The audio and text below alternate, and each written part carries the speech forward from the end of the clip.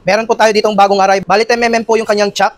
So yung kagandahan pala ngayon dito sa bagong drill ng Tanzo na ito, yung kanyang chuck is ano na po siya, yung auto lock na po siya. Nung nakaraan kasi, kagaya po dito sa mga lumang unit, last year po ito na stock. So makikita po ninyo, hindi po ito naka-auto lock.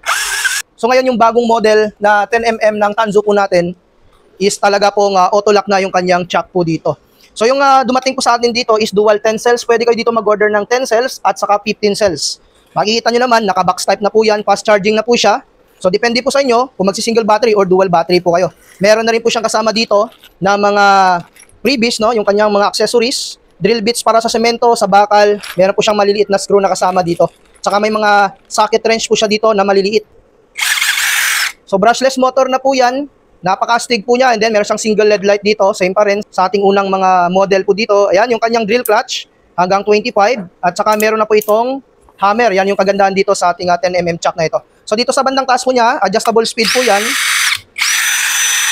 Yan yung kanyang handle made of rubber. So napaka-smooth po niya. So talagang habang tumatagal, mas pinapa-improve ng Tanzo yung kanilang mga power tools po dito.